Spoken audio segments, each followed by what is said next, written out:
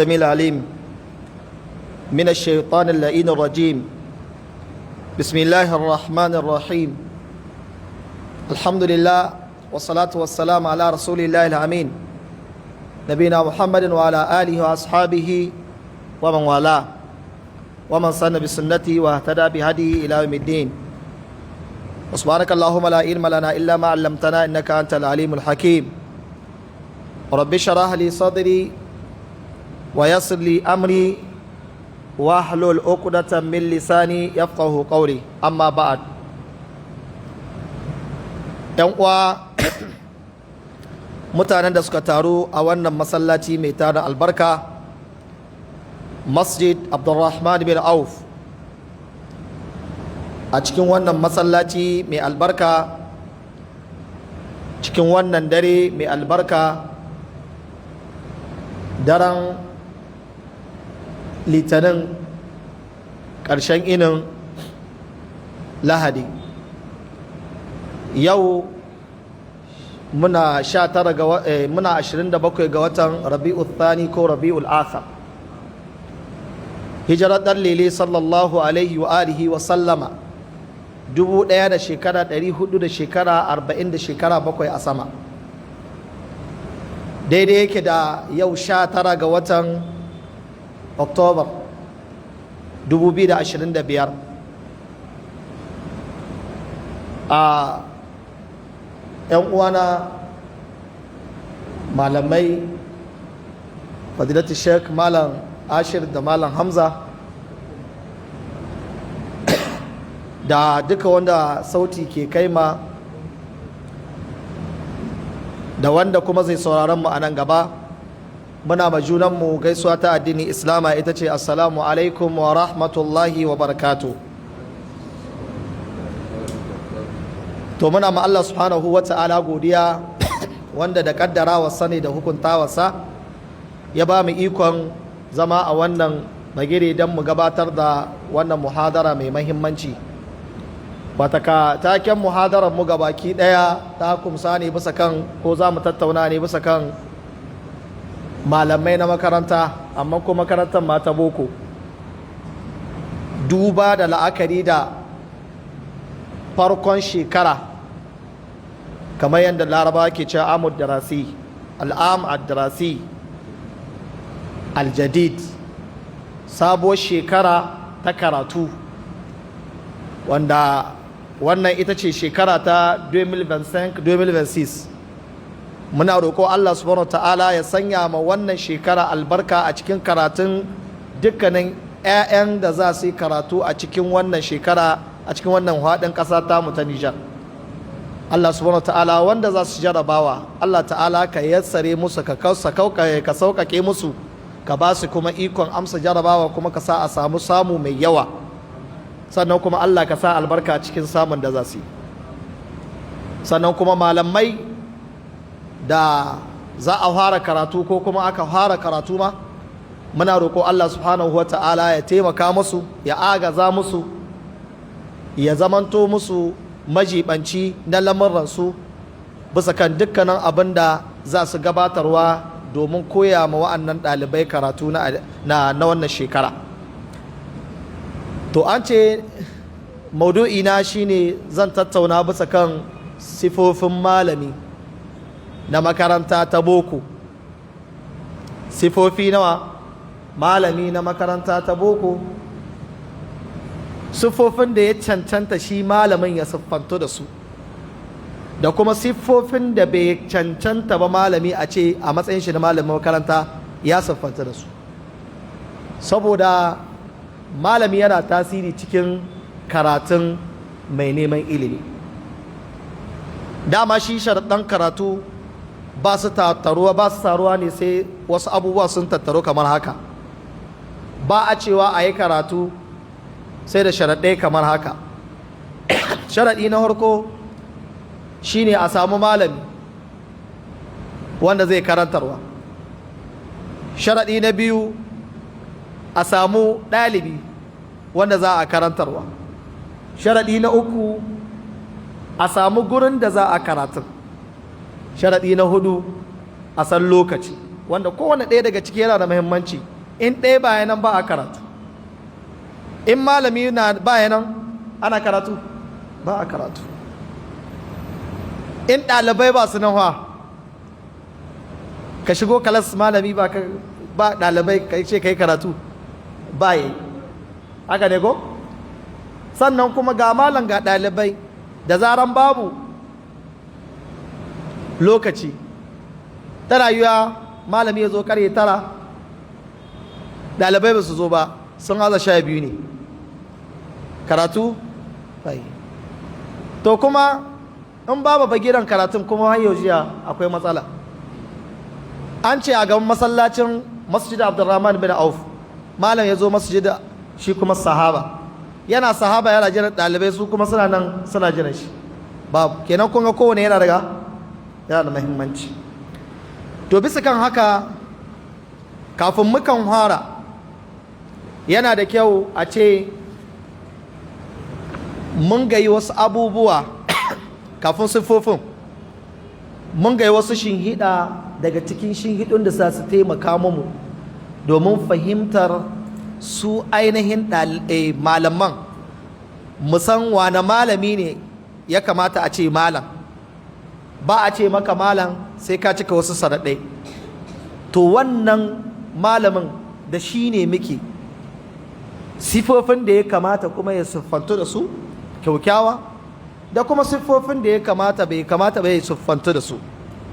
Sannan banda shi za ku gani cikin insha Allah cikin bayanin da za mu kawo abin da yake na tajirba wanda mu muka gani a rayuwarmu, ta yadda uwayen ɗiya da suke sauraronmu su masu la'akarta da cewa wasu lokuta akwai tasirinsu su ma a cikin wannan tsari. Za mu gani kuma akwai tasirin wasu lokuta su ɗaliban ma a wajen siffofin malaman. Za mu gani wani lokaci kuma akwai tasirin shugabanni na makaranta ko kuma shugabanni na jagorori na makarantun ne, kamar tun daga abin da ya shahi direction, abin da ya shahi instruction, abin da ya shahi direction regional, da duk abin da ya kama har da abin da ya kai minister de l'education, wajen samun sifa ingantacciya ta malami ko kuma samun sifa mara kyawu ta malami na makarantar boko. A 'yan uwa, ba ka zamantowa malam na makarantar boko sai kana da wasu abubuwa guda 4. A same ka da wannan sifofi guda 4, to dole ya zamanto wannan sifofi muka an aka same su da izinin Allah subhanahu wataala, to wannan malamin muna ganin za a samu natija gare shi. Ya ku malaman makaranta, ga su gare ku. Na farko akwai ashagaf, wanda a faransance za mu iya ce mashi la passion, wata ka son abun. Malamin makaranta dole na farko ya zamanto karatun nan da zai koyawan ne zai zamanto ya zamanto yana santa, abin da tura ke cewa ila l'amour de la chose, la vocation. Ya zamanto kana da manuwa, kana da son ka koya. Abu na biyu, abin da za ka koya wannan ya zamanto ka san shi, shine ake cewa ma'rifatul madda, wata ka sanin abin da za ka koyawar. Ko da kana son ka koya ma mutanen abu, to amma abin da kake son ka koya musu baka iya shi ba, akwai illa ko babu? Akwai illa. Shine a turanci ake cewa la connaissance de la matière. Na uku, akwai abin da ake ce ma asabar wa ta'atuf, akwai haƙuri da kuma a ta'atuf, ka koma matsayin wanda kake koya ma karatun. Saboda in muka ce haƙuri shine kamar da turanci abin da ake ce ma la patience, wata ka haƙuri shine la patience. Sannan kuma a ta'atuf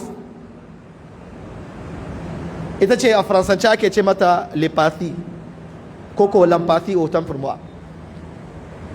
Kamar abin da ake da ta'atuf malami in za ka koya ma ɗalibi karatu, lokacin da kake koya mashi karatu a cikin kwalwarka kai malamin, to ka ranka kallon ɗalibin abin da kake sa mashi, ka rinka tambayar kanka, shin yana iya mini tambayar kaza sai in ba da amsa kaza, ko kuma tana yiwuwa bai gane kaza ba, bari in ga in ya gane kaza. Duk wannan suna daga cikin at-ta'atuf. Malami yana sai ya zamanto da wannan. Sannan abu na hudu shine al-qudratu ala tawasul, ko kuma abin da ake cewa la capacité de la communication. Ya zamanto kana da ikon isar da wannan sakon. Kenan wa'anga 'yan uwa, wannan abubuwa guda hudu ana son su ga malamin makaranta. Kafin ka zo ka ce za ka koya mat ko pc ko svt ko af, an gane, ko aps, su ne science, ko kuma ya zamanto ka ce kana koya faransai ko filo arab ko faransai, ko ya zamanto kana koya literature arab, ko ya zamanto kana anglais, ko kuma ya zamanto kana arab special, ko ya zamanto kana histoire geo, ko ya zamanto kana mi mene ba gai ba,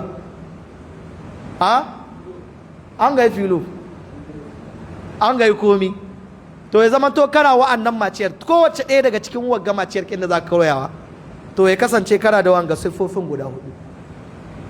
Rashin wanga siffofin guda hudu zai iya ja gami ga samun illa ga wanda za ka yi koya ma. Idan ba a samu wanga siffofin guda hudu ba ga malami, to gaskiya koyawar shi za a samun karancinta, sai ya zamanto kamar wanda wani malami ke cewa wai shi ƙwararren malami shi ke fidda ƙwararren ɗalibi, mai raunin malami ko kuma raunanannen malami shi ke fidda mi raunanannen ɗalibi. Shi ya sanya malami yana tasiri akan ɗalibi. In kaga sifar ɗalibi cikin kashi 100, 70 za a ganin irin sifar malamin shi ce. In kaga siffar ɗalibi malami, za a ganin ɗaliban da yake koya ma suna da alaƙa da haka. Wasu lokutan ma sifar malami banda ta koyawar har ta tabi'a na rayuwa ɗalibi yana ɗauka, saboda tasirin ɗalibi ga malami. Ina ta mun gane. To malamin wanda ke da passion, yake da connaissance de la matière, yake da la patience ko kuma l'empathie ko l'empathie, ko kuma ya zama to yana da la capacité de la connaissance de la communication, to wa'anga abubuwan guda hudun suna daga cikin abin da sifa ta farko kabanin ka zama to malami. Su ne za su baka damar ka zo ka ce ka ɗauki lakare ko ka ɗauki alli, ko kuma ka zo ka ce za ka zuwa ka koya, ko ka koya a matsayinka na malami. Jama'a na wata mun fahimci wannan. To idan muka zo, sifofin kala biyu ne wanda ake so ga malami wanda zai koya. Akwai sifofi masu kyau, akwai sifofi marasa kyau. To jama'a wanne ya kamata mu fara? Sifofin malami na makarantar boko masu kyau wanda suka cancanta malami ya yi, ko wanda ba su cancanta malami ya yi ba? Aha, wa'annan ne suka bukatuwa? Ga ka'ida dai, da an ce malami alkhairi ne ko sharri za a shi gare shi? Malami ko ma wane ne, da an ce malami mafi galibi zai sanar da wani abun da wani bai sani ba, mai koya ma mutane abin da ba su sani ba. Shi yasa wani yake cewa ko cikin mutanen banza akwai malam, amma sai dai leganci ne shi ne baya da malami. Ko yana da makaranta? Bambara in yi da maraɗanci, iskanci yana da makaranta? A ce ga ta ce waccan makarantar ta 'yan babu, amma dai duk abin da yake amfanarwa za a ganin an mushi makarantar kanshi, an mushi malaman kanshi masu zaman kansu suna koya wannan abin don saboda mai amfanuwar yake wa al'umma.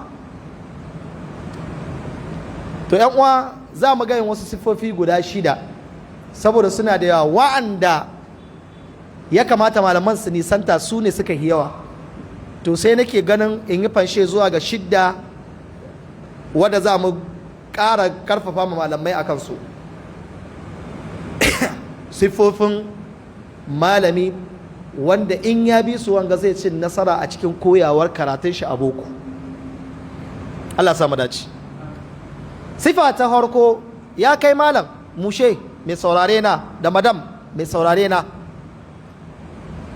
ka siffantu ko ki siffantu da siffa ta farko itkani madati, ka zamanto ko ki zamanto ka kware a iya madar da kake karanta.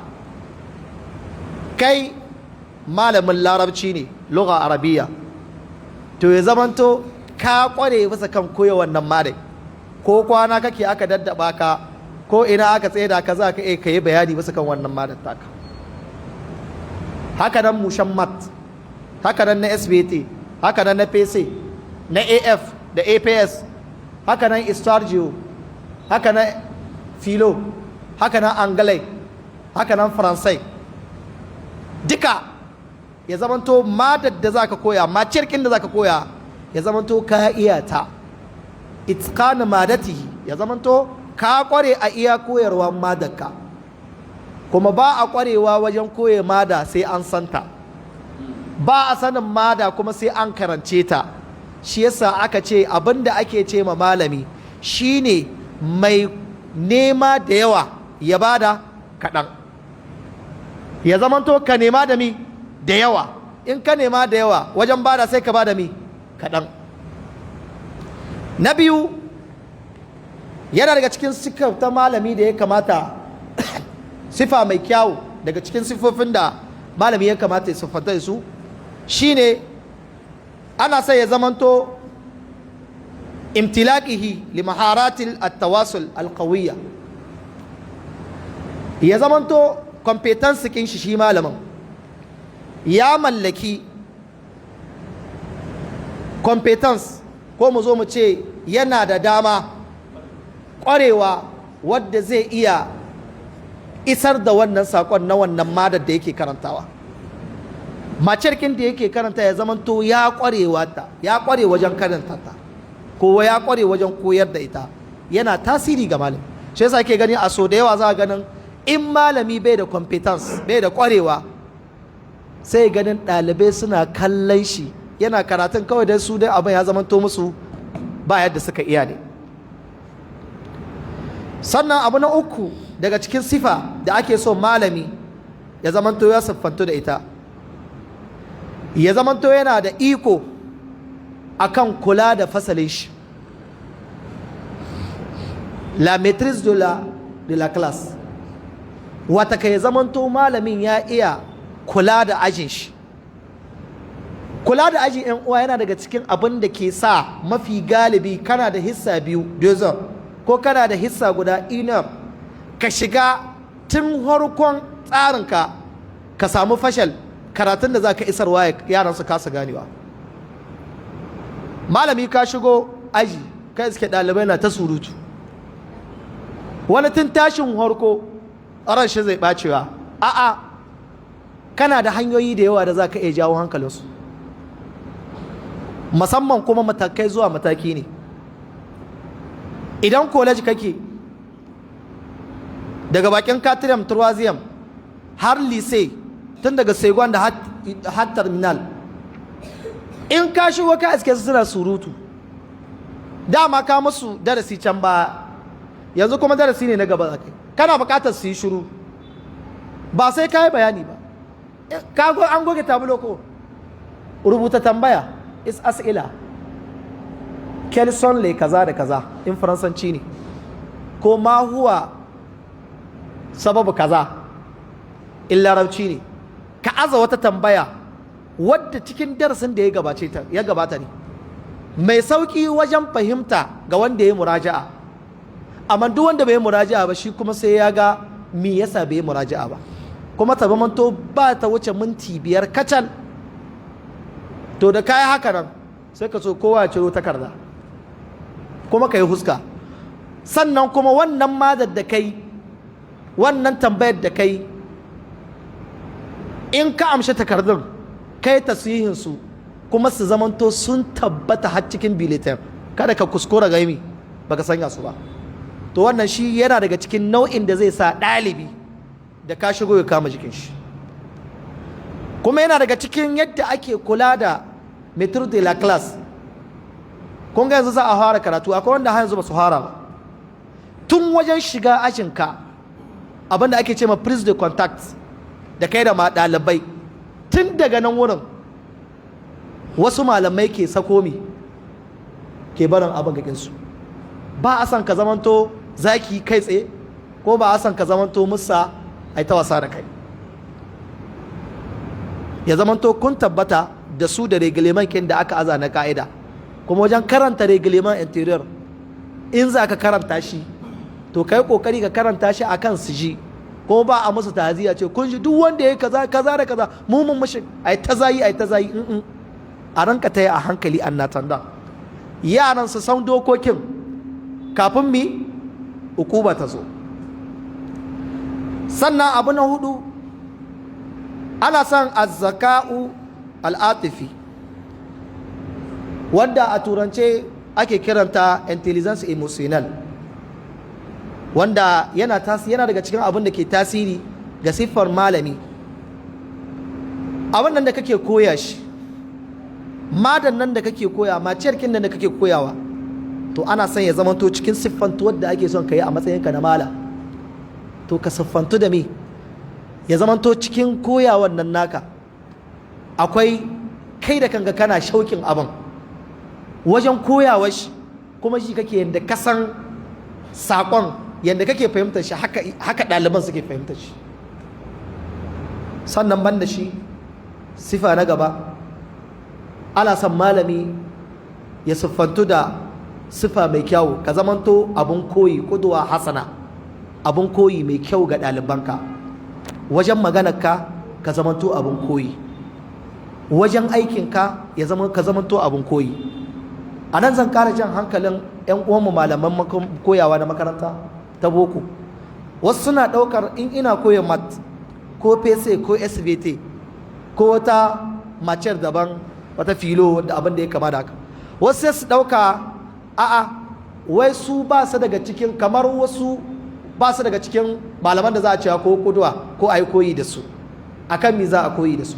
A'a, wannan abin da kake koya mashi alkhairi ne, zai iya amfanar da shi cikin rayuwar shi ta addinin shi ba. Saboda mi makami ne kake bashi na rayuwa, haske ne kake haskaka mashi na fannin wata abubuwa na rayuwa. To ya kamata mai haskaka ma mutane alkhairi na rayuwa ya zama to ya siffantu da mi da abubuwa masu kyau. Sannan kuma sifa ta shida, ana son malami ya zamanto ya siffantu da adalci tsakanin ɗalibai. Ya siffantu da mi da adalci tsakanin ɗalibai, da kuma ba da mahimmanci a wajen mi wajen abin da yake koyarwa. To wannan su ne siffofi a gulguje guda shida wadda ya kamata a ce ɗalibi malami ya siffantu da su wajen mi idan yana son ya zamanto malami najihi wanda zai ainihin fa'idantar da al'umma.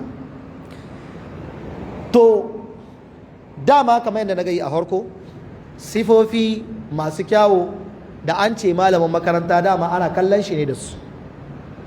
To akwai wasu sifofi wanda bai kamata malami ya siffantu da su ba, wanda suna daga cikin abin da ya kawo nau'i ko kuma mu ce wani bangare ko wani kaso daga cikin abubuwan da suka kawo taɓarɓarewar karatu ya koma baya. Ba mun ce su ne ba, wani ɓangarori ne daban-daban, amma wanga suna daga cikin abin da suke kawo tasirin karatu ya taɓarɓare.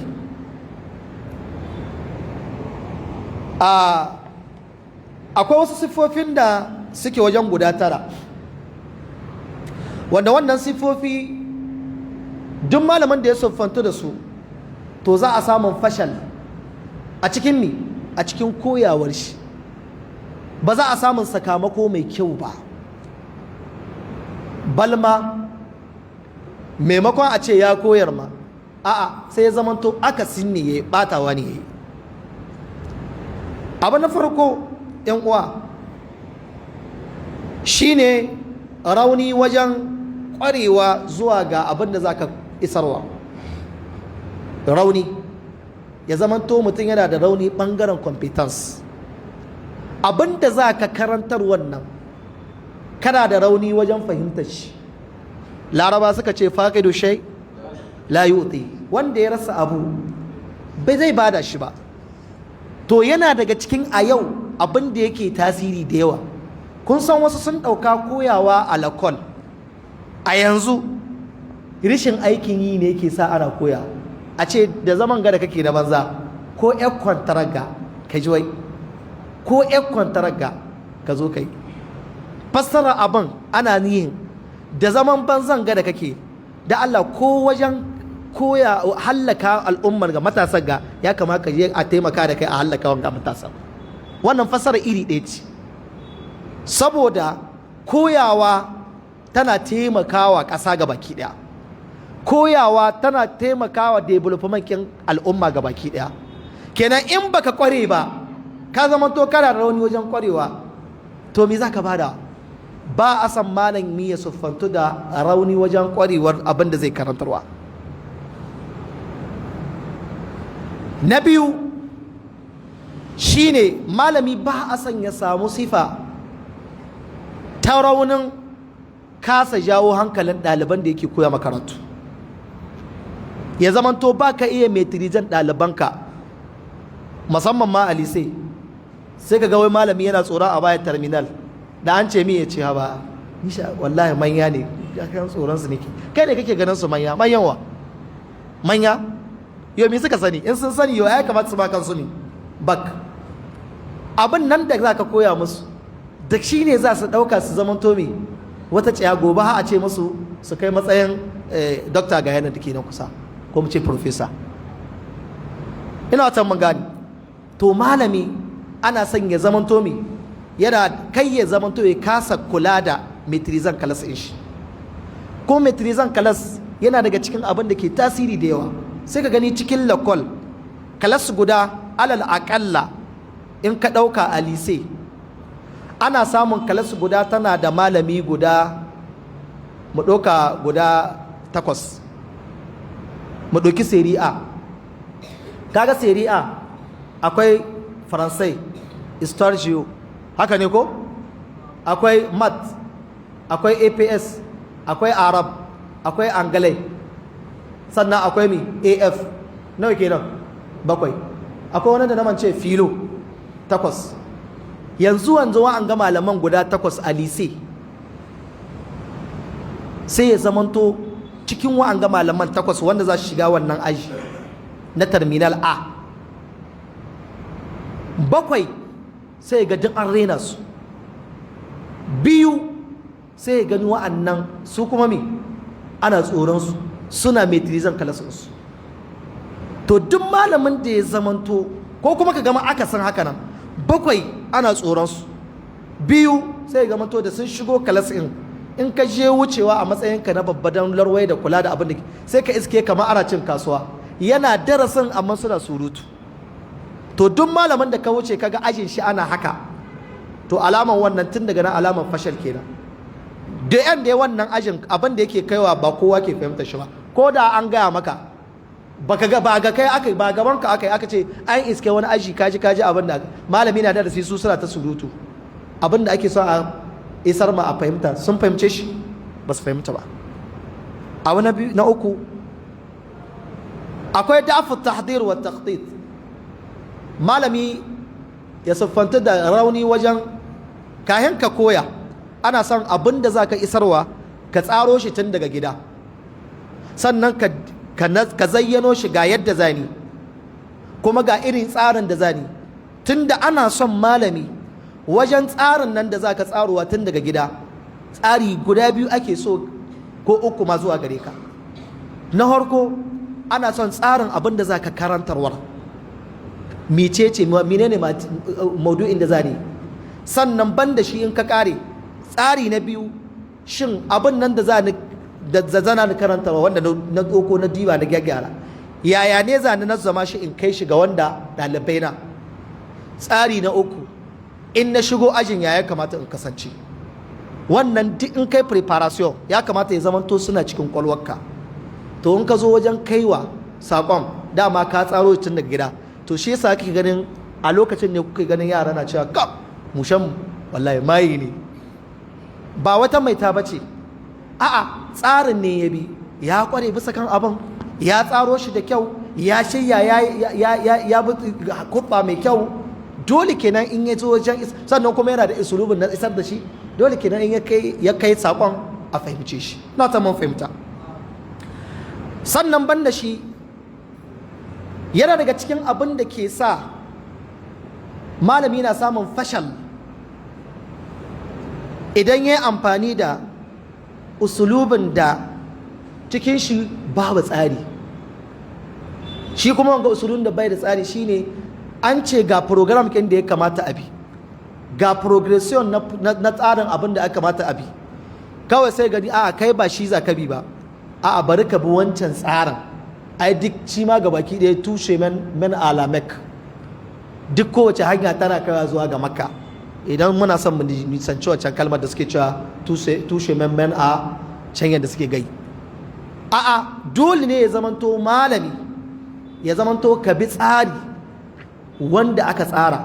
Da yawa daga cikin malamai wajen koyawa a college ko a lycée za a ganin an yi ipe, unité pédagogique disciplinaire, malami an tsara ga abubuwan da za a yi a fasali na kaza, daga kaza zuwa kaza za a musu cikin wata guda, kuma cikin watan na biyu nan ga abin da za a yi na biyu. To maimakon yabi wannan tsarin, a sai kaga an samu malamin ya ce kai shi ina in ya fara da kaza ba za ta gyara shi ba, kuma ya ɗauko kaza ya fara, alhali cikin ajin tana yiwa ya zamanto in terminal ce a, ya zamanto terminal a guda 5 ce ko 6 ko 12 ko 13, to shi yana da 2, in 12 ce akwai 10 da bayan shi, sauran suna da wa'ancan.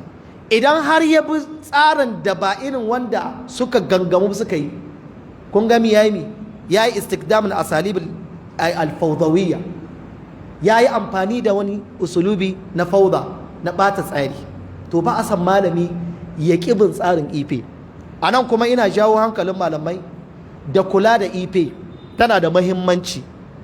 Tattaruwan nan da ake su malamai da muka ce na makaranta muka ce ife sun gane, don akwai malamai da yawa na boko wajen karantarwa da dan da macen different wanda su ba su da ba ruwansu da yin ife pedagogic, unité pedagogic. Shi kuma wannan a haɗu, ko ku haɗu ku na lakol guda ɗaya, ko kuma ku haɗu na lakol daban-daban, ku ƙara ma junanku ilimi, ku ƙara ma junanku sani, ku daidaita yadda ya kamata, yadda gwamnati ta ce abu program ɗin, ku daidaita yadda za a yi, ta yadda wagga lakwalin an je cikin wata guda abin da aka koya shine za a samu cikin wannan waccan lakwalin ma. Kenan aka yi katari wani yaro da ke zarya yana LDB misali, an tado babansu ko kuma sun tashi sun sayi gida sun koma gawan gasa haure, sai ya gani bare ya koma sai ya je dai, kenan in ya koma sai je ko sai ya suburja misali, to a wannan lokacin kaga in ya koma can, in malaman suka zamanto suna bin tsari daya, ya hito daga waga terminal ya koma waccan terminal, jama'a ya samu dimuwa? Ba zai samu dimuwa ba. In ya je can me zai yi? Ci gaba ne zai. To amma in ba a haduwa ana tattauna ana tsarawa, kuma gwamnatin ma haka ta ce ai, les conseils pédagogiques haka suka ce, les inspecteurs haka nan suka ce ai, to amma mafi galibi akwai wanda za a ganin a shekara tur ifen ɗin da ba su haɗu suka tattauna ga abin da ya kamata su yi ma yara, kowa sai ya zo ya ce abin da ya ga dama shi ne zai. Wannan kuma bai da tsari. Yan uwa gulguje, sifa ta 5 wadda bai kamata ba a ce malami ya siffantu da ita, rishin ba da mahimmanci a tsakankanin ɗalibai. Ka ki ba da mahimmanci, kamar ya zamanto malami sai gani ya himmanci da wa'ansu ɗalibai ya kyale wa'ansu, himmantuwa da wa'ansu ɗalibai da kyale wa'ansu. Me ke kawo haka nan? Hanyoyi ne da yawa. Hanya ta farko, akwai wani malamin da zai rinka sa wa ran shi ɗalibi kaza ni bai mana ba, kuma yadda kasan Allah subhanahu wa ta'ala ya ce la nufarriqu baina, yadda kasan sahabbai sun ce la nufarriqu baina ahadin min rusuli, haka ne ko? La nufarriqu baina ahadin haka ne ko la nufarriqu baina ahadin aya ce min rusuli ko min rusulina min rusulihi yawwa la nufarriqu baina ahadin min rusulihi kamar yadda ka san sun ce ba su bambanta ɗaya daga cikin annabawa to haka nan kai ma malami ake son wajen koyawa kakka bambanta tsakanin ɗalibai ya zamanto dukkanin ɗaliban su zamanto suna da me suna daidai a wajenka illa wanda zai samun tafawuk shine wanda ya abin da ya ci na darajar shi ya wuce gaba wannan sai ka bashi wannan kenan sifa wadda ba a so ta shida ga malamin makaranta shine al-ghiyab al-mutakarrir shomaj ka rinka shome ka rinka kin zuwa ka karrara kin zuwa kai hwashi malami ya kara hwashi kuma mafi galibi an yi samun shi a malamai masu koya makaranta ta gwamnati public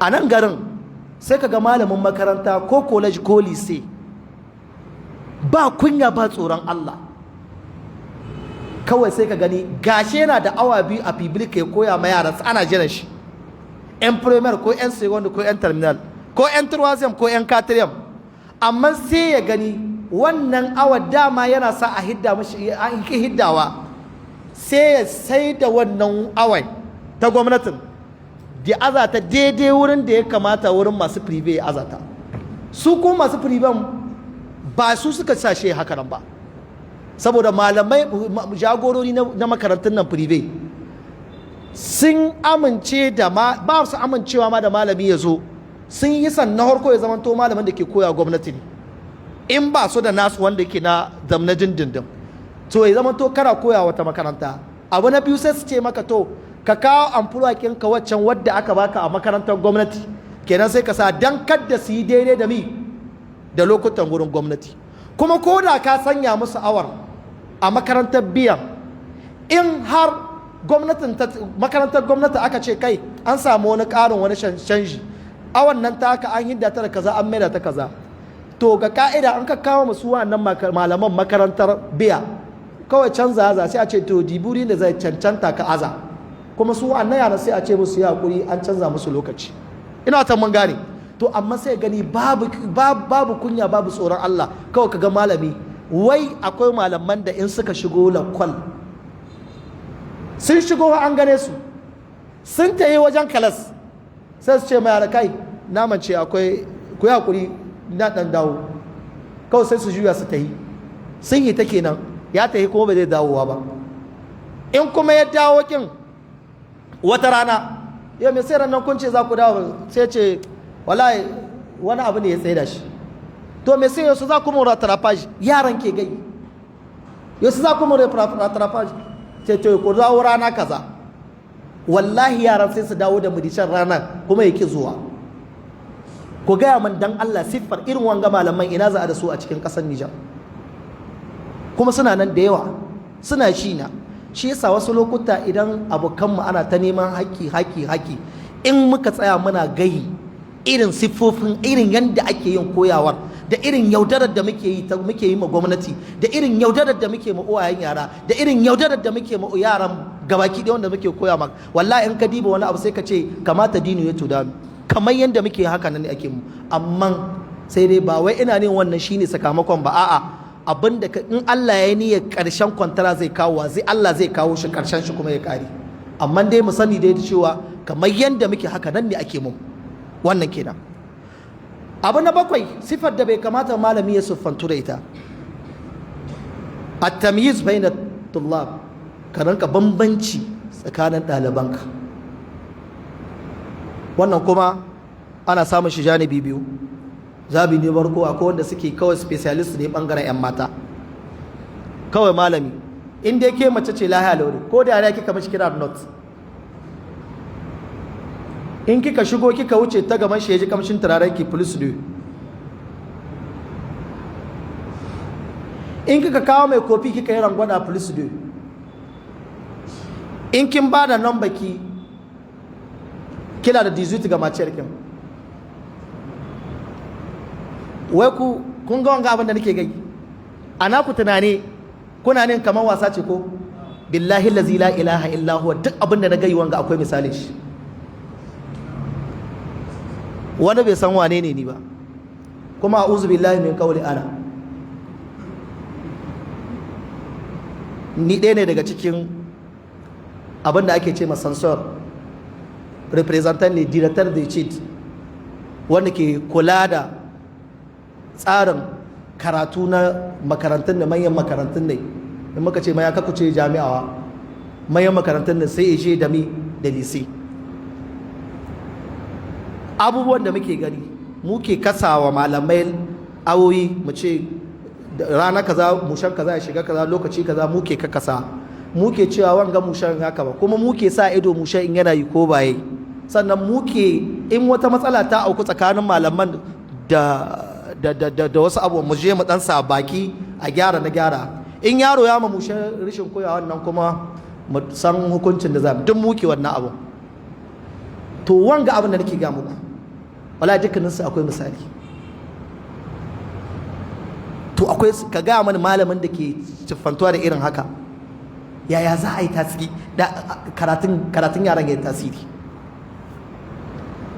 kana bambanci in dai ke mace ce to shikenan sannan na biyu akwai wanda shi bambancin shi shine kawai ɗalibi in dai kara bashi abin da ya baka to shikenan ko da a ce cikin abin da kake badawar haka nan ne amma ba irin tsarin shi ne ka biyo ba to shi kenan shi kawai kun shiga kawai wando guda da shi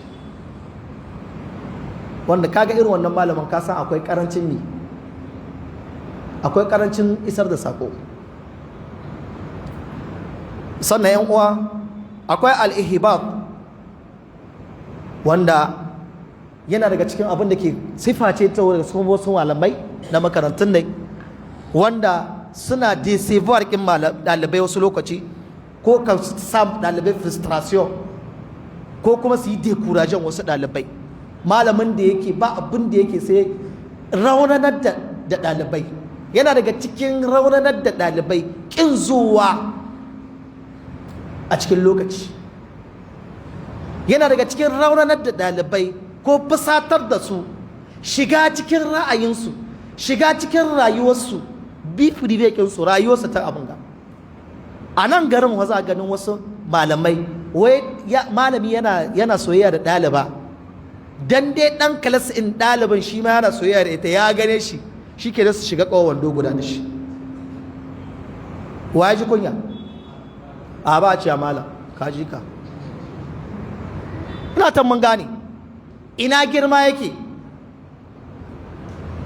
in ɗalibaka kake so akwai salo da ke da kwai na ka gayi kana santa kaka bata lokaci ka bari mu na a shiga bakansu ka je ka yi ma uwayenta magana in an baka dama haka in kuma za a auren kuma ka kaya mata usulubin da ya kamata malamai nawa cikin abokanmu nawa suka armi ɗalibansu kuma arme mai kyau kuma suka arma kuma suka ci gaba da karantar da su akwai wanda cikin abokanmu da suka armi matansu hakkalas ya koya mata tsabagen adalcin shi Allah ya saka mai da alkhairi cikin tsabagen sirri in ya shigo ga ka'ida malami da ɗalibi ya kamata ya iske wani cikin aji malami ya kamata ya iske ɗalibi cikin aji ko ɗalibi ya kamata ya iske malami cikin aji to shi da cikin ka'idar shi in dai ya shiga kana ganin shi ba wai ka zo latti ba kana ganin shi in ka bari ya riga ka shiga cikin aji to sai dai ka tsaya shi to cikin shigar da sun taho ya ɗauko matar shi cikin ajin zata ya sauka da musu moto ta sauka ta tsaya ta wani gyare-gyaren ta nan wurin ya shiga ta zo zai ce to ku koma wa shi saboda ta saba mi ta saba ka'ida hausa suka ce a ba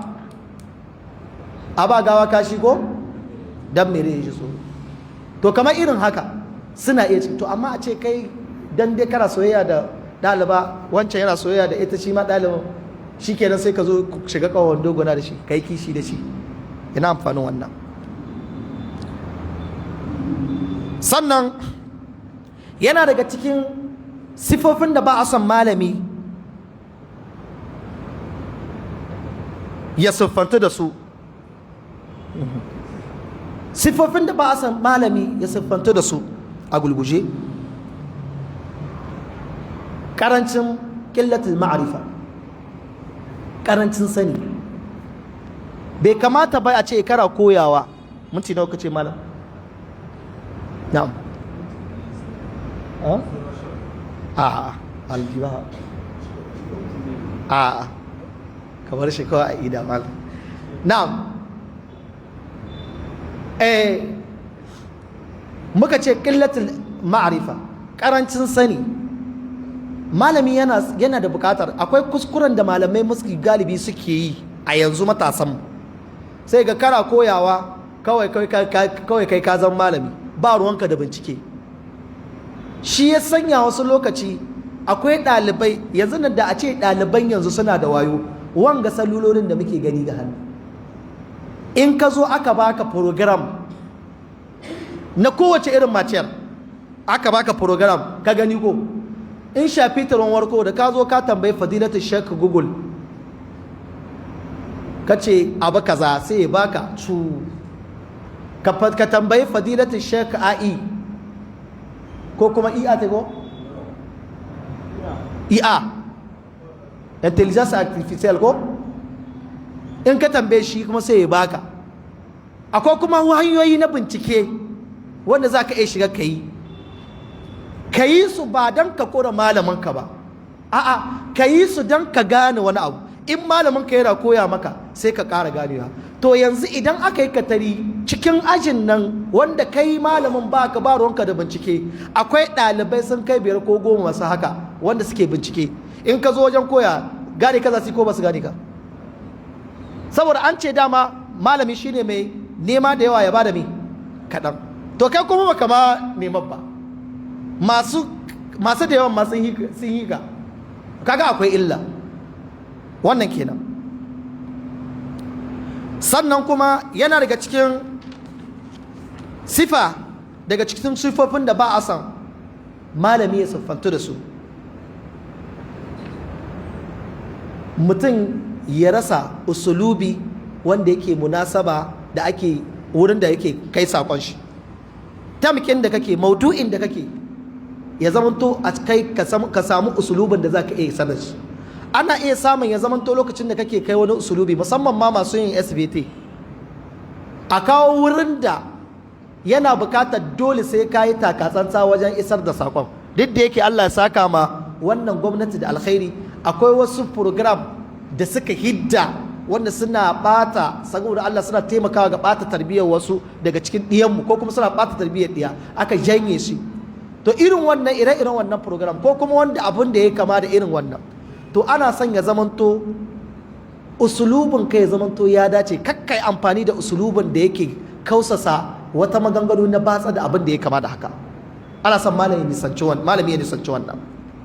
Sifa ta gaba, malami ya nisanci jahiltar da koyintar da ɗaliban shi in sun kawo ra'ayi.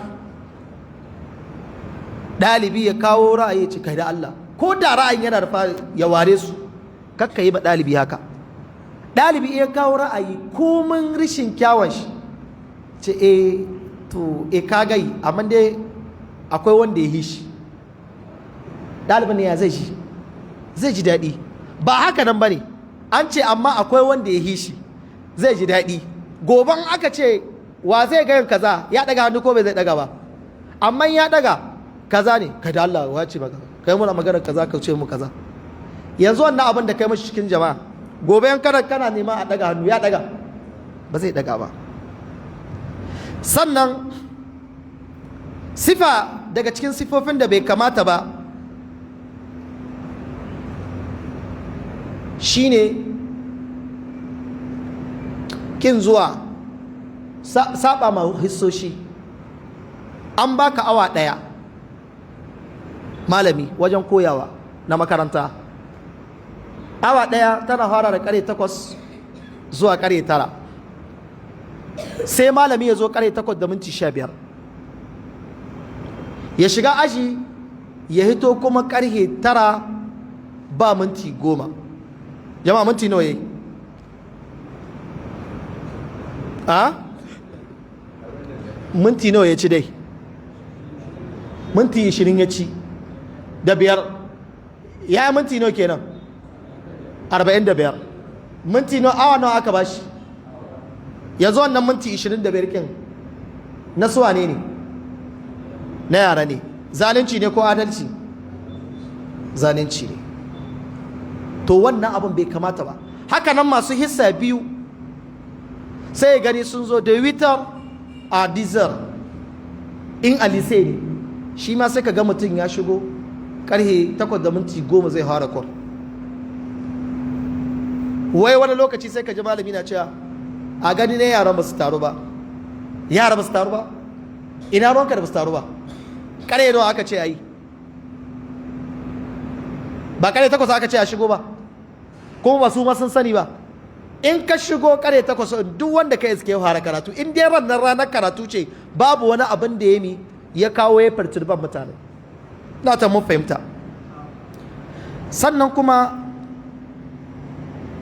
sifa ta gaba da bai kamata ba malami ya siffantu da ita, at-tafakhur wal ghurur, jiji da kai ga malami. Sai gani akwai malaman da zai shigowa maimakon ya koya mai dalibai ho abu, yan sai ya rinka ya qadi waqtul hissa fi tafakhur bi nafsi, kawai sai ya ce mu ya ai shekarar da muka yi kaza aka yi, wai ho faransanci ne yake koya musu, ya bar zancen labarin ya komo lokacin da muka yi kaza ai mun yi kaza da kaza da kaza, ai babu wanda ya kai ni kaza, ko yana koya mata ya rinka ba da yara alfahari a kan shi, ya ɓata lokaci yana cikin wannan alfaharin. Duk wanga abin bai kamata ba ga ɗalibi, ga siffa ce ta malami, bai kamata ba ya siffantu da ita. Ina ta mun fahimta. Sannan siffa ta gaba daga cikin siffofin da bai kamata ba a ce malami ya siffantu da su ne al-istihanatu bi tullab, ka rinka ɗalibanka kallon hadarin kaza, ka rinka kallo na wulakanci, ka rinka musu istihza'i, ko kai ka duka kai wani ne a kansu. Kada ku mance mun ce can cikin siffofi masu kyau kai kuduwa ne, kai abun koyi ne. To abun koyi in ya zamanto, in kana son ka zamanto abun koyi, dole ne sai ka zamanto ka kusanto da kanka wurin wa'annan wanda kake son su fahimci abin da kake karantarwa, ko kuma kake son su fahimta a gare shi. Annabi sallallahu alaihi wa alihi wasallama shine fiyayyen qudwa, kamar yadda yace yadda Allah subhanahu wataala kamar yadda Allah subhanahu wataala ya ga mu cewa laqad kana lakum fi rasulillahi iswatun hasanatun, koyi kyaukyawa ya same mu ya tabbata gare mu ga Annabi sallallahu alaihi wa alihi wasallama. To shine babban malamin. To haka nan kai ma a matsayinka na malami ya zamanto ka rinka a samu modesty gare ka. Ina ta mun gane. To wanga su ne kaɗan daga cikin sifofi da yake suna da yawa, mun ɗan takaita su ne bakin gwalgwado. Akwai minti 5 wanda za mu gangame abubuwan da muka gai, musamman kuma in jawo hankali na malaman makaranta. Wannan sifofi da muka gai masu kyawu don a aikata, mara kyawu don a kiyaye, mu gane ba don komi ba, koya wannan da muke yi wallahi sai Allah ya tambaye mu, wallahi sai Allah ya tambaye mu. Malaman makaranta Allah zai tambaye mu, idara direction Allah zai tambaye mu. Duk malamin da ya tabbatar da yara siffofi mugayen siffofin da muka gai mara kyawu ya ci gaba da su, kuma direction ko administration suka gani suka kyale, wallahi sun ci amanar gwamnati, wallahi sun ci amanar uwayen yara, kuma wallahi sun ci amanar yara. Sannan kuma idan idara administration ta ga ire-iren wa'annan malaman masu ɓata nau'i ko sifa ta malamai, administration scolaire ta ɗauka ta kai ma inspection, kuma a naku ɓangaren inspection sai kuka yi bara-bara don wasu suna naku ba ku kulawa da a hukunta su ba, to wallahi ku san da cewa Allah sai ya tambaye ku ranar kiyama, kuma wannan babban haƙƙi ne. Hakanan kuma su ma gwamnatin karan kanta duk abin da zai kawo malami na makaranta ya kai shi ga ƙin isar da saƙon da ya kamata ya isar ma ɗalibi da shi, wanda nauyi ne na gwamnati yake bada, kuma yana da hali, ina ƙara nanata, kuma yana da hali, wallahi kai ma gwamnati sai Allah ya tambaye ka. Kenan wannan kira ne na gabaki ɗayan wa'annan kush daban-daban. Kush inda ban yi kira gare ta ba su ne uwayen yara da su yara. Ku uwayen yara kiran da muke muku, da ku ne ake haɗa kai karatun ɗiyanku yana lalacewa. Wani ga ya can ya kalle ni ta kaka, ɗanka da aka yi rantare aka kai shi, ko ka kai shi ko ka biya mai kojas, tun nan baka san har wajen wata 7-8 ba taɓa sanin halin da yake ciki ba. Shi kuma wata 2 ne ya cikakki yana zuwa, sauran kawai an fara bushewa, ya fara shiga cikin lakwal cikin mambar dibiro, ya yi abin da yake, ya yi ekwal bisonar, ya ji yake abin nan. A ƙarshen ƙarewa da ƙarau sai ya ce wallahi baba abin nan in ba hankali ba rejubile zani kowa exclude ina. Yau me yasa? Wallahi wani mushe ne muka gamu da shi mai tsananin wallahi dan bakin ciki, kuma duk cikin yan kalas ummu dai ya ba su zero wallahi, kuma mu wando ya mu, kuma shi yasa ake son mushe kai hatara, ka bar sanction collective ku rage yi, saboda tana taimaka mara hasashen ɗalibi da ita ce yake amfani ya ce duka ba shi kaɗai bane, su uku ne aka yi ma haka, mushe uku ne na kalas suka musu haka. To sai gani uba ya zo wurin malamai makaranta ana gyare-gyare. Akwai malaman da ba su jin tsoron Allah su amshi kuɗi sai su yi gyara, akwai malaman da kuma suna jin tsoron Allah, to amma kuma in suka gyara kyan kuma malam shi gyara ne wannan koko ba ta yi amma sai a ce a ɗan gyara. Ɗana ne wallahi ya yi examen 2 bai samu ba, to da Allah a gyara mashi ya ci gaba da karatu. Shi kuma gwamnati cewa ya yi a sai eje shekara 4 ce ake, in ta kasa ma ka yi 5, a lise shekara 3 ce ake, in ta kasa ma ka yi 4. To shi kenan yanzu ɗan ka yi a college ya yi shekara 5, yanzu sai a yi kaka, sai a zo wurin malam Muhammadu in yana malamin makaranta ta gwamnati, ce da Allah malami a gyara birebe biyayi a gyara mashi, ko a zo wurin malam Hamza shi ne provisor, sai a zo a ce malam da Allah kaza a gyara. To wannan kun ga shi ma wanga abin yana kawo mi, yana taimakawa, yana lalata mu abin. Sannan na ƙarshe ɗalibai kuma ku zage damce wajen karatu sai an yi shi tukuru ake zama. Duk malaman ku da kuka sun zama to malamai ba kan banza bane. Abin da makaranta daidai Allah ba mu lazansa, wanda muka yi kuskure Allah ta'ala ya gafarta mana. Allah subhanahu ta'ala ya samu wannan shekara albarka ta karatu da aka fara. Allah ta'ala ya ba mu ikon cin nasara. Allah subhanahu ta'ala ya kare mu da dukkanin sharri. Allah ta'ala ka ba mu kwanciyar hankali cikin kasar mu ta Nijar da sauran kasashe na musulmai. Allah subhanahu ta'ala muna roƙonka ka kare mu da dukkanin bala'o'i baki daya. Marasa lafiya daga cikin mu Allah ta'ala ka ba su lafiya, wanda suke gida kwance da wanda suke asibiti da wanda suke yawo da rashin lafiya cikin jikunkunan su, Allah ta'ala ka ba su lafiya. Wanda suka riga mu gidan gaskiya Allah ta'ala ka shiga su rahma. Subhanakallahumma wa bihamdika ashhadu an la ilaha illa anta astaghfiruka wa atubu ilayka. Wassalamu alaikum wa rahmatullah.